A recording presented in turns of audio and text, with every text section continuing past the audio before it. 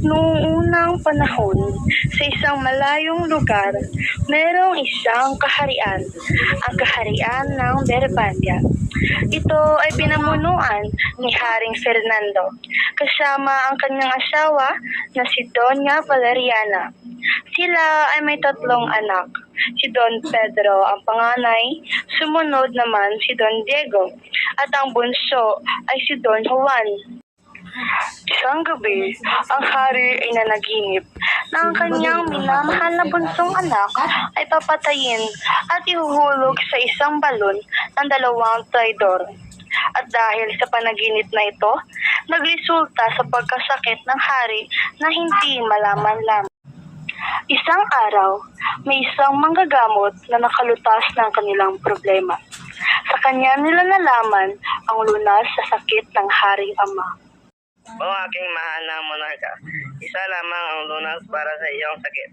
At iyon ay ang kanta ng isang engkantadang ibon, ang ibong Adarna.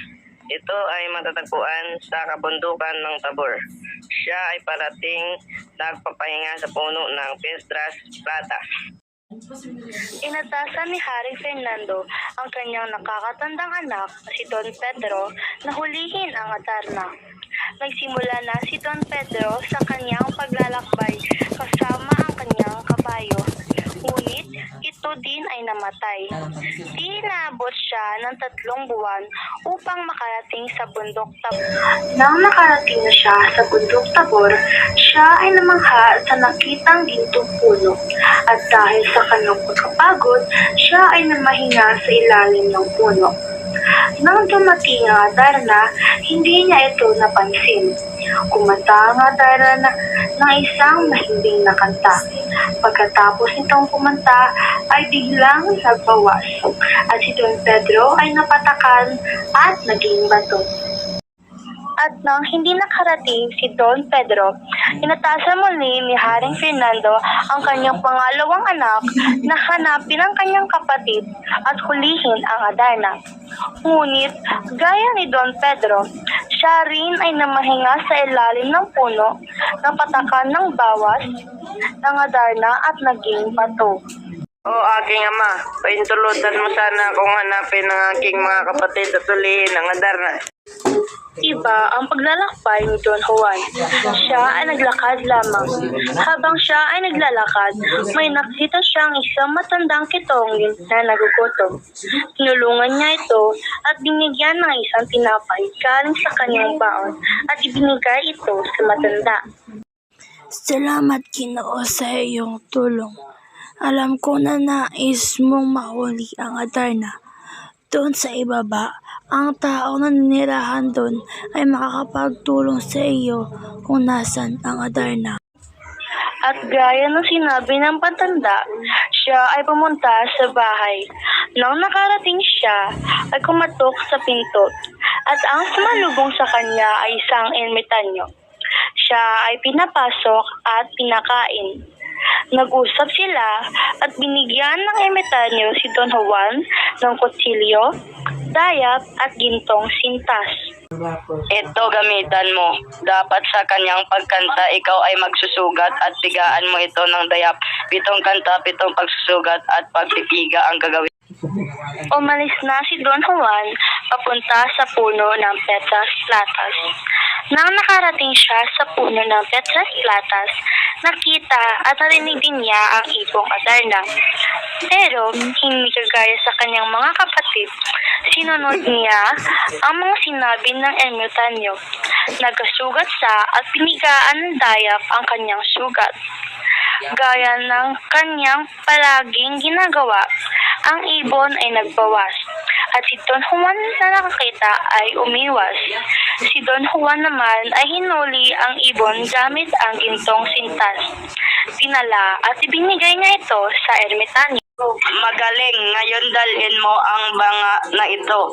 Kumuha ka ng tubig at ibuhos mo sa bato sa ilalim ng Piedras Platas. Sinunod ni Don Juan ang sinabi ng ermitanyo. Kinuha niya ang banga at nagsandok ng tubig at ibinuko sa 2 bato sa ilalim ng Piedras Platas. Pagkatapos ay nagbalik ang anyo ng kanyang kapatid. at sila ay nagsimulang maglakbay mauwi sa kanilang kaharian. Ngunit ito palang si Don Pedro ay may masamang balak. Dapat natin patayin niyang si Don Juan at kung patay na ating kukunin ng ibon. Binugbog nila si Don Juan. Ang mga suntok at tadyak na walang katapusan ay hindi man lang piningilan ni Don Juan. Nang nakarating sila sa palasyo, agad namang pumunta sa ama. Ama, ang Adarna ay dala namin. Ito na ba ang Adarna? Kung ito nga ang sinasabi nila. Aba, apakapangit naman. Ang ibon ay ayaw na rin kumanta dahil dinadamdam nito ang sakit na pinagdaanan ng kanyang amo. Si Don Juan ay sugatan at pagapang-gapang lamang sa damo. O Bering Maria, patapusin mo sana ang sakit na aking nararamdaman. Hindi ko alam kung bakit magagawa sa akin ng aking mga kapatid. Si Don Juan ay ginamot ng isang matandang naglalakbay. Utang ko sa iyo ang aking buhay. Sabihin mo sa akin ano ang iyong kailangan upang mabigyan kita ng gantimpala. Walang anuman. Ang ginawa ko ay nararapat lamang. Hindi na kailangan ng gantimpala. Pagkatapos nilang mag-usap, si Don Juan ay naglakbay pabalik sa Barbania. Nang nakarating sa palasyo, ang katuwaan ng ina ay hindi masukat. Habang ang dalawang magkapatid ay nagulat nang nakita siya, biglang umilaw ang Adarna at nagsimulang kumanta. Sana'y di magmaliw ang dati kong araw na munti pang bata sa piling ni nanay. Nais kong maulit ang awit ni inang mahal, awit ng pag-ibig habang ako'y nasa duyan.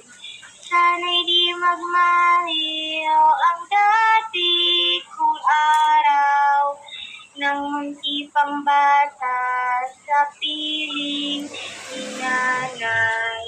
Nais kong maulit ang awit ni inang mahal, awit ng pag-ibig habang ako'y nasa duyan. Sa aking pagtulog, lalabis ang himbing, ang banta ko'y tala, ang talid ko'y bituin. Sa piling ni nanay, langit ay buhay, puso kong may dusa, sabik sa ugoy ng duyan. Ang ibon ay nagpalit-palit ng anyo at kumanta ng 7 beses. Pagkatapos kumanta ng Adarna, ang hari ay gumaling sa kanyang sakit at pinarusahan si Don Juan at Don Diego sa pamamagitan ng pagpatapon sa kanila. Ngunit, Ama, hindi ko po kayang maiwalay sa kanila. Kaya po sana ibigay mo na ang patawad ko sa kanila. uli namang gumaling sa pamumuno si Haring Fernando. Simula nang gumaling siya, parating niyang dinadalaw ang Adarna. Naisipan niya na pabantayan ng hawla sa gabi. Ngunit, hindi sa iba ibinigay ang tungkulin dahil sa takot na ito'y nakawin o patayin. Kung sino man ang magpapabaya, ay magbabayad sa akin ng malala. Sa kanila ay binigay ang gawain ng pagbabantay. 3 sila, kaya hinati ang oras upang makatulog din ang iba. Ngunit, sa pagkaingit ni Don Pedro, ay kinuha ang Adarna mula sa hawla nito at pinakawalan. Dinano niyang isisi kay Don Juan ang nangyari bilang kanyang paghihiganti. Kinaumagahan, si Don Juan ay umalis. Oh, napakaganda. Itinatago pa ang may sala. Umalis sila nagmamadali. Sa ama ay nangangakong kung makita nila ang may sala ay sisiguraduhin nilang paparusahan ng malubha at natupad ang kanilang hiling. Nakita nila si Don Juan sa bundok ng Armenia. may naiisip ako, paano kung iwan natin si Ama at ang birban niya at dito na lang tayo tumira at gusto kong makasama ka namin para hindi tayong tatlo mapaghiwalay. Nilakbay nila ang kagubatan at may nakitang balon. Ang balon na ito ay may mahika. Mas mabuti pang tingnan mo ng maigi. Nagtawid ng lubid si Don Juan sa kanyang baywang. Sumailalim siya sa balon at inihanda ang sarili sa masasapit. Nang nakaabot siya sa ilalim ng balon, siya ay nagulat sa nakitang magarang na lugar sa halip na maputik at sikip na balon. Lalo pa siyang namangha nang nakita niya si Doña Juana, isang magandang binibini. Ngayon ako'y nanganganib. Kailan pa ba ako maliligtas mula sa higanting malupit? Hindi na